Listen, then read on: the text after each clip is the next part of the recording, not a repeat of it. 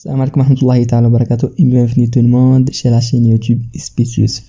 ان شاء الله بحول الله غادي نقدم لكم هذا النهار ليكزيرسيس 2 ديال ليبيديمولوجي وبالضبط لونكيت دو كوورت. مازالني في لونكيت دو كوورت لانكم طلبتوا مني انني نزيد ديتاي شويه بالنسبه لي زيكزيرسيس، فغادي نزيدوا دي كيسيون اللي غادي ينفعوكم وغادي ينفعوكم بشكل اللي هو جيد ان شاء الله بحول الله. انا متاكد من هذه القضيه، لذا تبعوا معنا، تبعوا معي الفيديو حتى الاخر ديالو لانني غادي نقول لكم واحد المعلومه مهمه في اخر الفيديو. نبداو على بركه الله. اول حاجه غادي ندويو عليها ان شاء الله في هذا ليكزيرسيس هو كما كنقولوا ديما النص ديال ليكزيرسيس ديالنا، والنص ديال ليكزيرسيس ديالنا ديما كنقراوه بشكل اللي مضبوط وبشكل اللي خصنا نانتربريتيو ابري، وانتم غادي تشوفوا معايا الطريقه بشكل اللي هو جيد. واللي ما شافش ليكزيرسيس الاول يرجع يشوفه، شيء ضروري باش يقدر يعرف طريقه الخدمه ديالنا. واخا نكملوا. Afin d'étudier les risques de l'accouchement liés à l'âge de la mère, une équipe de chercheurs a suivi 180 femmes camerounaises de plus de 40 ans et 532 âgées entre 20 et 30 ans. 52 femmes ont donné naissance à un fœtus sans vie, mortinatalité bien sûr, dont 21 mères de plus de 40 ans. انا قريت عليكم دابا النص كي داير، ولكن الانتربريتاسيون ديال هذا النص ضروريه جدا. وقبل الانتربريتاسيون بعدا نوريكم الاسئله وحاولوا انكم تريحوا مع بعضياتكم، يعني بينك وبين راسك ولا الا كان شي صديق ديالك حداك، وحاولوا تخرجوا هذه الاسئله بوحدكم بالطريقه اللي هضرنا عليها في ليكزيرسيس 1. نمشيو على بركه الله. اول سؤال كيقول لك دو كيل تيب ديتود ايبيديميولوجيك ساجيتيل جيستيفي فوتر ريبونس. غادي تقدروا تشوفوا بان النص شبيه للنص ديال ليكزيرسيس الاول، ولكن هذا الشيء غادي تعرفوا علاش درتو ابري ان شاء الله تعرفوا علاش. ثاني سؤال كيقول لك بريزونتي لي ريزولطا دو ليتود سو فورم دان تابلو. ثالث سؤال كيقول لك سي بوسيبل ديتيرميني لو ريسك ابسولي دو مورتيناتاليتي شي لي فام دو بلو دو 40 ans. السؤال الرابع كيقول لك سي بوسيبل ديتيرميني لو ريسك ابسولي دو مورتيناتاليتي شي لي فام اجي انتر 20 et 30 ans. خامس سؤال كيقول لك لو ريسك دو مورتيناتاليتي s'il significativement plus élevé chez les femmes de plus de 40 ans que chez les femmes âgées entre 20 et 30 ans. سؤال 7 كيقول لك quel est l'intervalle de confiance du risque relatif de mortinatalité.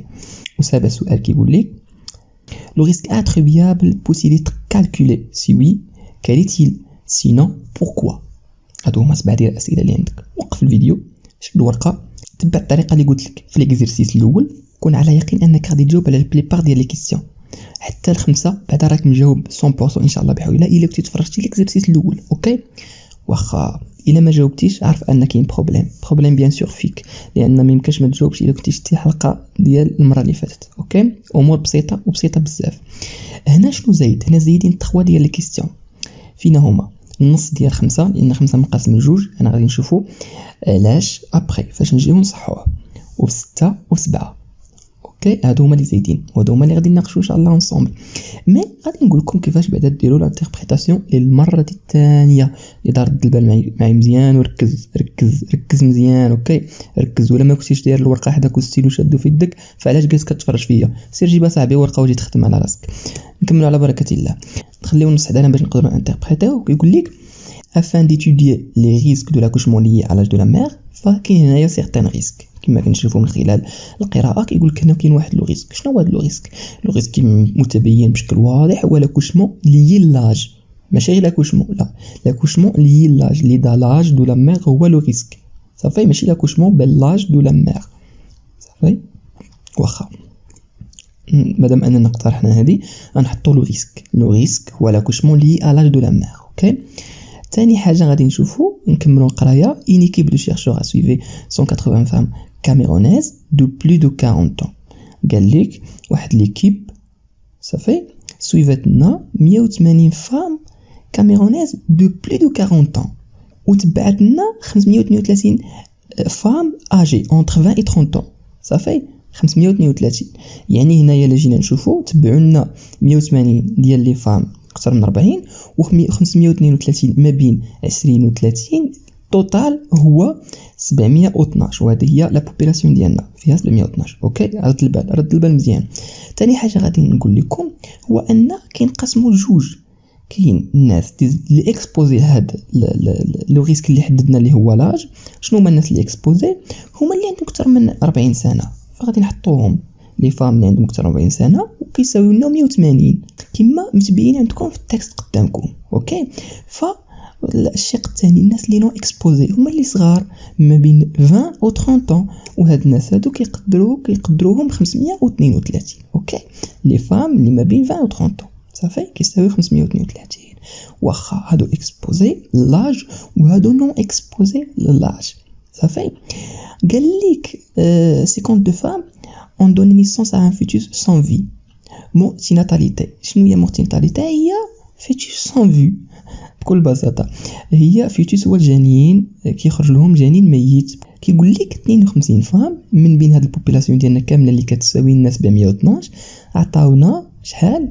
عطاتنا فيتوس سون في. يعني شحال عندنا من فيتوس سون في؟ عندنا 52 صافي. اوكي نكملوا. وقال لك دون 21 مير دو بلي دو 40 ans وما بين هاد 52 عندنا 21 من دوك العيالات اللي عندهم اكثر من 40 عام. فغادي نجيو نحطو هنا غادي نقول لك 21 دان فيتوس سون في بالنسبه للعيالات لي فام اللي عندهم اكثر من 40 عام، ونحط بالمقابل 31 ان فيتوس سون في. الا جيتي سولتيني وقلتي لي كيف درتي جبرتي 31 بكل بساطه غادي نقول لك غادي تشد المجموع يعني 52 وتنقص منه 21 صاحبي ديال الناس اللي اكثر من 40 عام غادي يبقاو لك هذوك الناس اللي فيتوس سون في اللي جاو من عند العيالات اللي ما بين 20 و 30. كنظن بان الامور واضحه ومنطقيه صافي. لحد الان كل شيء منطقي وكل شيء باين. تفهمنا الاخوان؟ كل شيء واضح. الناس اللي اكسبوزي واضحين، نو اكسبوزي عندنا واحد لو ريسك صافي. امور لي فالور كامله عندنا، فالامور كنظن جد واضحه. نكملوا على بركه الله ونشوفوا اول كيسيون معنا. كتقول لك دو كيل تيب ديتود épidémiologique s'agit-il justifie votre réponse. جواب بسيط جدا. étude de cohorte ماشي لحقاش داير تما في العنوان étude de cohorte، لا justifier votre réponse. انا قلت لكم شحال هذه الانتربريتاسيون غادي تعاونكم. مادام انه كاين ريسك وي اون بليس كاين ناس اكسبوزي لداك لو ريسك وناس نو اكسبوزي لداك لو ريسك، راه étude de cohorte. قرا دو groupe de femmes sont analysés. un groupe de femmes exposées plus de 40 ans l'âge زعما et un groupe de femmes non exposées âgées 20 et 30 ans يعني entre 20 et 30 ans. il s'agit donc d'une étude de cohorte صافي. عندي ريسك، عندي سميتو ناس اكسبوزي لهاد لو ريسك وناس نون اكسبوزي لهاد لو ريسك. شنو خصك اخر؟ صافي هادي راه étude de cohorte. بهاد الطريقه حفظوها ضبطوها ديروا هاد الطريقه ديما بين عينيكم غتجاوبوا بها وغادي تجيكم سهله. اوكي. ثاني حاجه présenter les résultats de l'étude sous forme d'un tableau كما درنا المره اللي فاتت. غنحط الطابلو غادي نحط لي فالور. انا حطيت لي فالور ديجا في الانتربريتاسيون اللي درت لذاك لو تكست. شنو حطيت لي فالور؟ نحط بعدا جدول انا واجد نصح لكم. عندنا اول حاجه كنحطها اكسبوزي نو اكسبوزي. اشنا هو الاكسبوزي لاج واخا الكبر لي زيكسبوزي هما الناس اللي كبر من 40 سنه. نو اكسبوزي هما العيالات اللي ما بين 20 و 30. انا حطيتهم. غادي نحط مالادي نو مالادي. شنو هي المالادي؟ المالادي هما لي فيتيس اللي ميتين سان في. وشنو هو اللي نو مالادي هما فيتيس ان في صافي. اوكي بسيطه الامور. غادي نحط دابا الارقام ديالي. اشنو هما الارقام اللي عطيني في التكست؟ عطيني الناس العيالات اللي كبر من 40 عام التوتال ديالهم هو 180. اوكي. والعيالات اللي ما بين 20 و 30 عام التوتال ديالهم عطيه مني في التكست هو 532. غنحطهم صافي. شنو هما المعلومات اللي معطيها لي عاوتاني؟ معطيها لي معلومه قال لك ان لي فيتوس سون في اللي بيان سور اللي حسبوهم من العيالات اللي اكثر من 40 سنه 21. الناس اللي اكسبوزي كنحط 21 عطيها لي. 31 قلت لكم قبيله كيفاش درنا استنتجناها صافي بسيطه. ثالث حاجه فيتوس اون في كيبقى لك كنهضروا على نون مالادي. شنو غادي دير؟ عمليه سهله جدا. كتحيد 180 كدير 180 ناقص 21 كتعطيك 159. 532 ناقص 31 كتعطيك 501. وانت بخير. باللوجيك غادي تفهم اي حاجه كما بغات تكون في الدنيا. اوكي حاول انك الا ما كانش شي حاجه داخله لك راسك عرف راسك انك غادي تنساها، وعرف راسك انك ما غاديش تبقى عاقل عليها اكثر واحد المده معينه اللي قصيره بزاف. لذا اي حاجه دخلت لك لدماغك باللوجيك عارف انها ما غاديش تخرج بسهوله. اوكي رد معايا البال. نمشيو للسؤال الثالث، نخليو الجدول قدامنا بيان سور باش نعرفوا كيفاش نخدموا مع السؤال الثالث. سي بوسيبل ديتيرمينو لو ريسك ابسولو دو مورتاليتي شي لي فام دو بلو دو 40 ans. واخا لو ريسك ابسولو، لو ريسك ابسولو هو هذا ياكو، هو هذا كما كتشوفوا قدامكم R1، ولا شنو نقدروا نسميوه اخر قلتها لكم المره اللي فاتت كنسميوه لانسيدونس. لو ريسك ابسولو ولا نسميوه لانسيدونس عند لي زيكسبوزي، فانا سميتو هنا R1. هاد R1 اللي كيساوي لنا لانسيدونس عند لي زيكسبوزي كيساوي لنا بالمعادله اللي خصك تكون حافظها ضابطها دايرها في دماغك فاهمها، هي A على A زائد B بوين باغ. شنو هو A؟ هو 21 صافي. لي فيتوس سون فيو عند لي زيكسبوزي 21 اوكي على 180 على A زائد B على المجموع ديال النساء اللي عندهم كبر من 40 سنه اللي هما 180. 21 على 180 كالكولاتريس تعطيك 0.117. شنو ناقصنا دابا؟ كيخصني لا بروبابيليتي، كيخصني النسبه المئويه ديال هاد النتيجه هادي. ونحط النسبه المئويه لا probabilité de mettre au monde d'un fœtus sans vie pour les femmes de plus de 40 ans est donc de 11.7%. اللي غيجيو يسولني كيفاش حصلت على هاد البروبابيليتي، راه خصني نضربو. علاش؟ لان راه ابسط حاجه هي تحول شي حاجه للنسبه، عاده تحولوا نسبه مئويه كتضربوا في 100 وكتنوض. اوكي امور بسيطه. غادي نشوفوا دابا السؤال الرابع كيقول لك سي بوسيبل ديتيرميني لو ريسك ابسولو دو مورتاليتي شي لي فام اجي اونتر 20 و 30 ans. يعني غندير R0 ولا ندير R2 ولا ندير اللي بغيت ندير، المهم R، ولا ندير لانسيدونس عند نون اكسبوزي.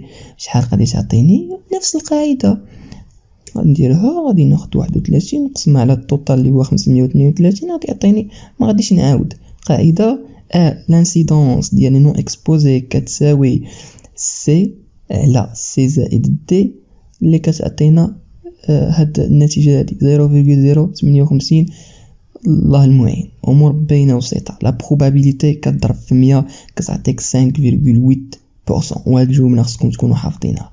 لا بروبابيليتي دو متر واحد الحاجه دونك دو كتعطينا واحد الحاجه صافي سالينا. شي امور باينه خصها تكون ضابطها في دماغك فاش تمشي للكور، ما تبقاش شنو حقا اهبط عليه نيشان. قواعد هادو راه عارف القاعده ما عارفش، سواء عارف القاعده انا حطيتها انا خدمت بها، ما عارفش القاعده انا جالس كنتفرج صافي. فهذه امور واضحه. ننتقلوا للامور اللي شويه بعدا تستحق ان نهضروا عليها. 5 السؤال 5 كيقول لك le risque de mortalité est-il significativement plus élevé chez les femmes de plus de 40 ans que chez les femmes de ou entre 20 et 30 ans. السؤال هذا غريب عليكم جو بونس، يقدر يكون غريب على بعضكم. فهنا غادي نحددوا دو شوز. لو ريسك دو مورتاليتي bien sûr غادي نحددوا واش يقول لك it is significativement plus élevé chez les femmes de plus de 40 ans que chez les femmes ديال 20 et 30 ans. واش هاد لو ريسك كبر عند لي فام اللي اكثر من 40 ans بارابور لي فام اللي ما بين 20 و 30 ans. وهادشي غادي نشوفوا كيفاش كيتحسب، لان واش سينيفي ولا لا هادشي عنده قاعده ديالو بوحدها. ركز معايا واحد دماغك وكتب هادشي اللي غادي نقول لك. اول حاجه لو ريسك نديتيرمينيو لو ريسك ريلاتيف. لو ريسك ريلاتيف كتعرفوا ار كيساوي لو ريسك ريلاتيف ايكال لانسيدونس ديال اكسبوزي على لانسيدونس نون اكسبوزي، ولا ار 1 على ار 2 ولا ار 1 على ار 0، كيبقاو غير حروف انت كتكتبهم. ايكال شنو جبرنا في الار 1 ولا لانسيدونس على الاكسبوزي جبرنا 0.117،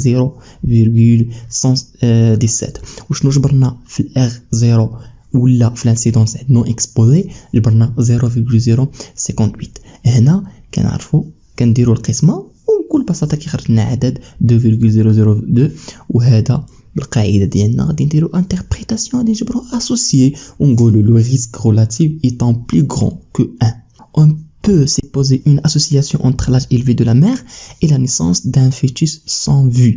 يعني كاينه l'association ما بين لاج اللي هو لو ريسك ديالنا وما بين لا نيسونس ديال لي فيتوس سون في واللي هي لا مالادي. كاينه اسوسياسيون. اوكي دابا سالينا من هذا الشق الاول. الشق الثاني كيقول لك كالكولي de la valeur de x2 observé. وهكا غادي تجاوب إلا عطاك الأستاذ هذا السؤال هذا. أوكي. والشق الثاني ديال x2 كيعرفوه الناس اللي كيقراو ستاتيستيك أكثر من الناس اللي كيقراو ليبيديميولوجي. لذا الناس ديال ستاتيستيك راه ما غاديش يتعمقوا. الناس ديال ستاتيستيك بوحدها، ليبيديميولوجي بوحدها. ليبيديميولوجي على قدها، ما خصهاش داكشي ديالكم خصو شويه ديال لي ديتاي. اوكي. ف بالنسبه لاكس 2 هذه هي القاعده اللي غادي تبقى تدير. اولا غادي دير واحد القوس صافي، وغادير ا غادي تضربو في بي 21 501، وغادي تنقص دير ناقص، وغادي تضرب سي في دي 159 في 31، ودير الكل أس 2 صافي، الكل أس 2، وتضرب في المجموع ديال لي زيكسبوزي و نون اكسبوزي. اوكي. الا ما فهمتينيش انا نرجع لك الجدول، اسمح لي نرجع لك الجدول. هذا هو الجدول صافي. غادي نشدو ا نضربوها في بي ونقصو منها سي في دي صافي. عقلوا معايا، كل أس جوج صافي، وهو المجموع ديال 180 زائد 532 هو المجموع ديال لي اكسبوزي و نون اكسبوزي. المجموع ديال هذا كيعطينا 712. اوكي. هي البوبولاسيون ديالنا. نرجعوا صافي. عرفتوا 712 منين جات؟ نقسموا. علاش غادي نقسموا؟ 180 شنو هي؟ 180 هي المجموع ديال لي اكسبوزي. 532 شنو هي المجموع ديال نون اكسبوزي. متفقين؟ غادي تضربها في 52 اشنا هي؟ 52 هي المجموع ديال لي فيتوس سون في، و 660 هي المجموع ديال لي فيتوس اون في صافي اللي عايشين صافي. ولا درتي هادشي كامل في كالكولاتريس غادي يعطيك 6.775، وهذه هي الريزولتا. مي خصنا انتربريتاسيون، وهاد القاعده هذه شدها تال كالي هكا.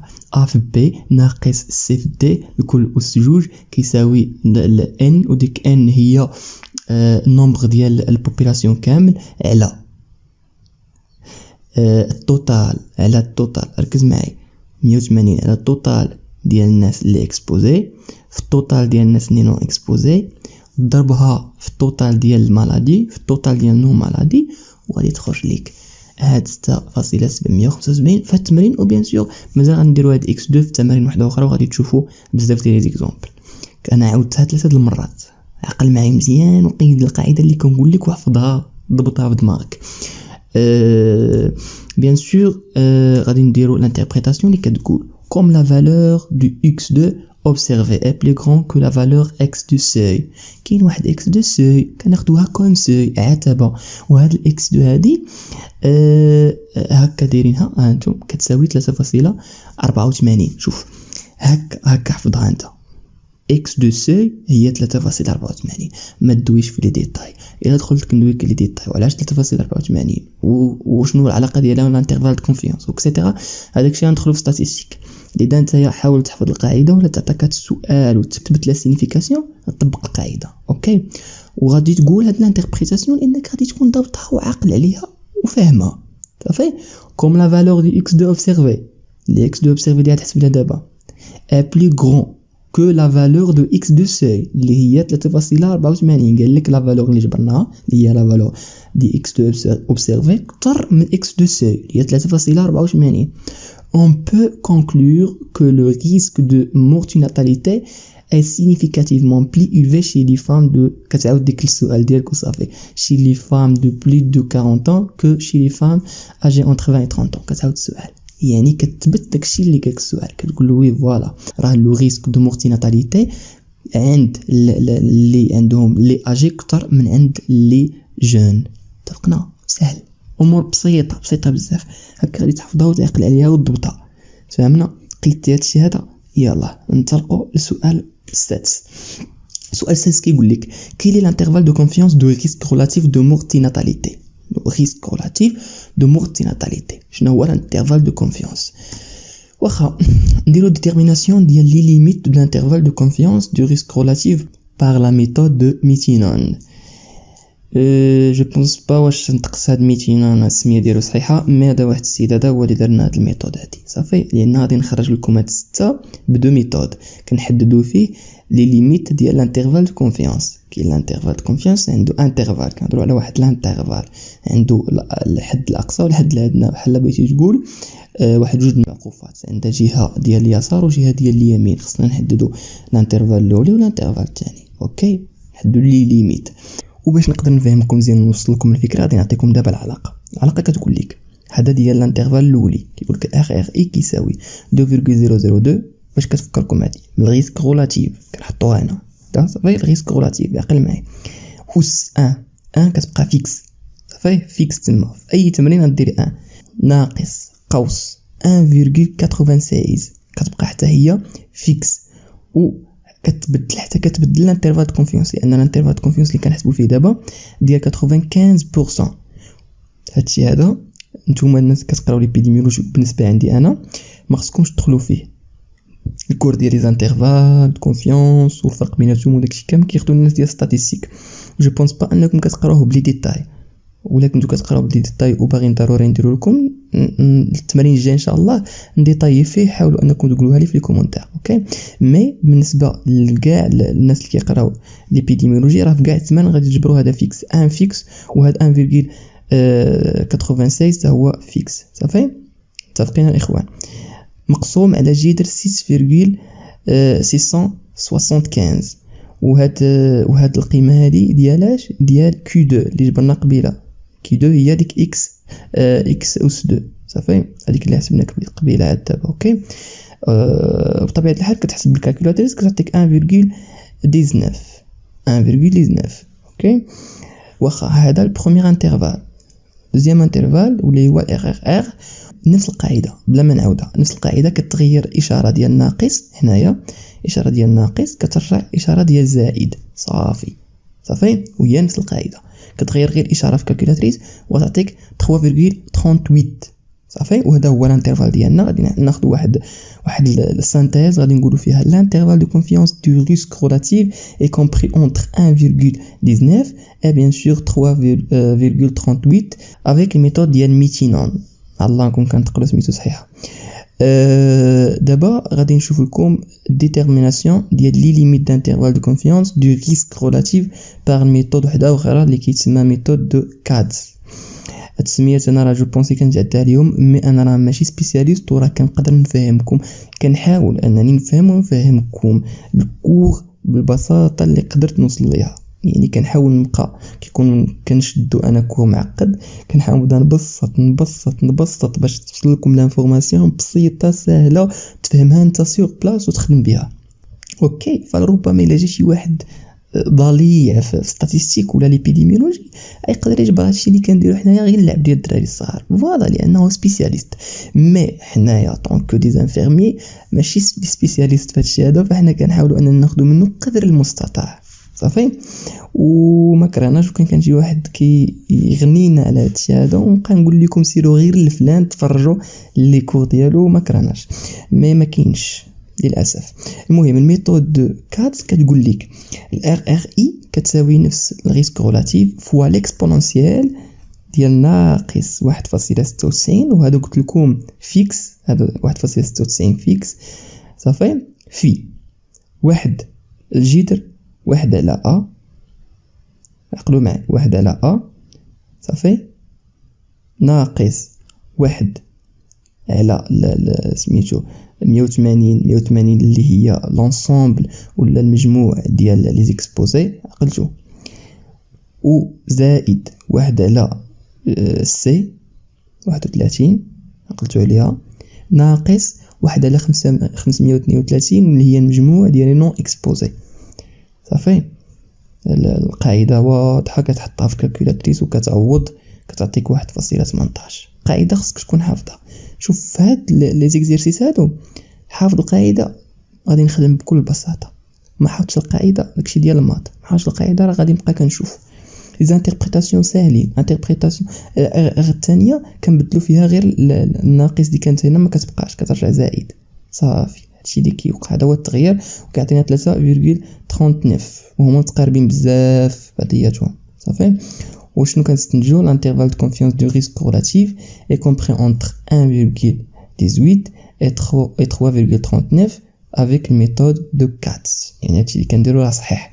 ولا بغيتو تاكدوا مثلا من شي جواب ديالكم avec une méthode وكان عندكم الوقت ديروا ميثود ثانيه وتشوفوا ديك الساعه واش صحيح ولا راكم درتوا شي خطا، لان غادي خصكم تجبروهم متقاربين بحال هكا. اوكي.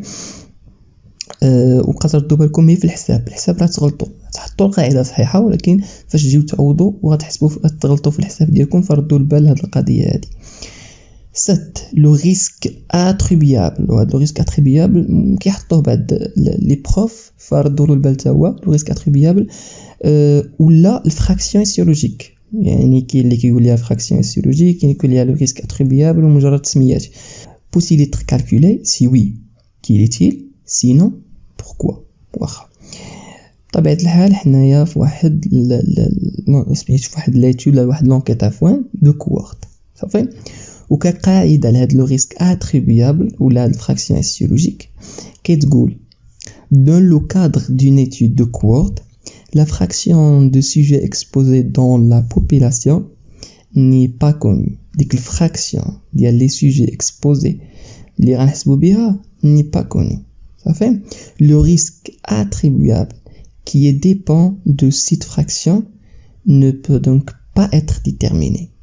إلا عطاك الأستاذ تحسب الفراكسيون سيولوجيك ولا لو ريسك اتريبيابل غتحفظ هذه وغادي تحطها له في لونكيت دو كوورت.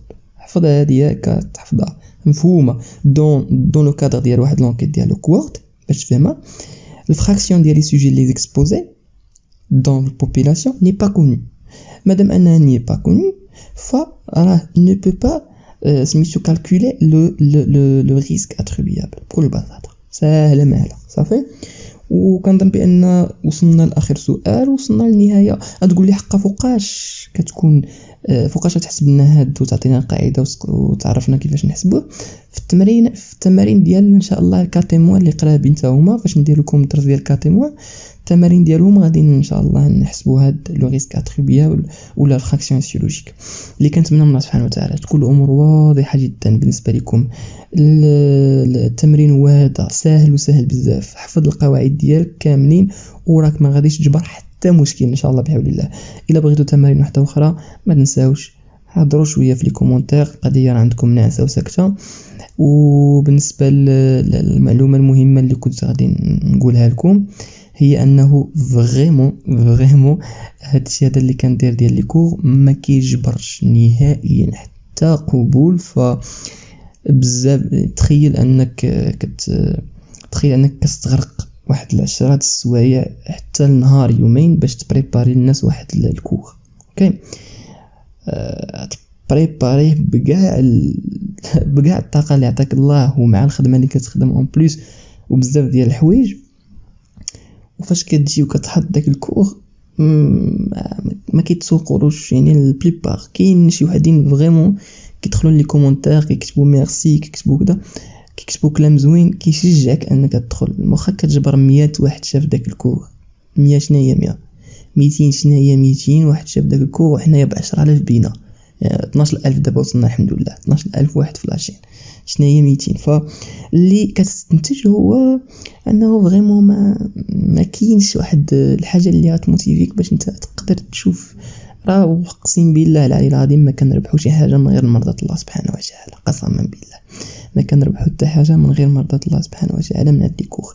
يعني انا الا جلست وارتحت فاطمئن انني نخسر واحد 5 ولا 6 السوايع ديال المونتاج، واحد 3 السوايع ديال ليكسبليكاسيون، واحد 4 واحد يومين ولا نهار ديال البريباراسيون ديال الكور، فاطمه نخسر هاد الوقت كامل نمشي نقرا فيه شي حاجه تفيدني انا بيرسونيلمون، ما غاديش نبقى كنضيع الوقت بحال هكا. اوكي نتمنى من الله سبحانه وتعالى تكون فكره وصلتكم. جو بونس با انه كيوصل الاغلبيه، لان في لي ستاتستيك اللي كتعطاني في اليوتيوب كيقولوا لي بليبار كيتفرج مثلا في الفيديوهات ديالي المتوسط من 2 دقائق 3 ماكسيموم، وانا الفيديو الاخر كندير فيه 20 دقيقه. فتخيل ان واحد كيفرج يلا المقدمه يلا غادي نبدا في الكور. فقليل الناس اللي كيتفرجوا لي كور، قليل الناس اللي كيدير داكشي اللي كنقول وكيشدوا بلوك نوت ويقيدوا. المهم انا هادشي هذا درنا لوجه الله سبحانه وتعالى. فإلا ما كانتش موتيفاسيون منكم ولا فريمون ما كانش هادشي كيفيد بزاف ديال الناس، جو بونس با انني غادي نكمل فيه. والهدف هو انني نفيد الناس، ماشي الهدف شي حاجه واحده اخرى. مي الا كان داك الهدف ما كيتحققش، جو بونس با انني غادي نكمل، فهمتي؟ وحاجه واحده اخرى، كاينين شي ناس اللي كيقول لك قل خيرا او اصمت. كاين شي ناس ملاحظتهم مؤخرا كيدخلوا لدي فيديو فيه دي انفورماسيون اللي جايين من واحد لا سورس، كنقول لكم ها هي لا سورس، فاهم؟ يعني كاين شي وحدين اللي كيجيو غير باش كيتهكموا شي حاجه اللي، وكاين دي زيدي اللي كيتفهموا بشكل غلط، وخا كتحاول تصححوا ما عرفتش جو بونس با شنو خصني نديرو معاهم. مي كاين شي ناس اللي فريمون كيدخلوا يقولوا نامبورط كيل هضره وصافي، وغير باش انت ديموتيفا ما تبقاش خدام وصافي. ولا اله الا الله محمد رسول الله والسلام. كنشكركم بزاف على المتابعه، وكنشكر بزاف السيد اللي غادي ولا السيده اللي غادي تكون وصلت كتسمع هاد الهضره دابا في اخر الفيديو، لان الاغلبيه ما كيوصلش لاخر الفيديو نهائيا.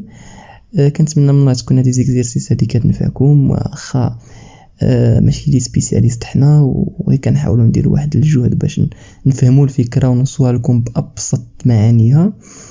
الا كان هادشي كينفعكم فكنتمنى من الله تقولوا لي في الكومونتير، ما كانش كينفعكم قولوا لي الناس باش نوقف، لان هادشي كيتعبني تينا بزاف. والسلام عليكم ورحمه الله تعالى وبركاته. ملقانا في الحلقه الجايه الى كتاب.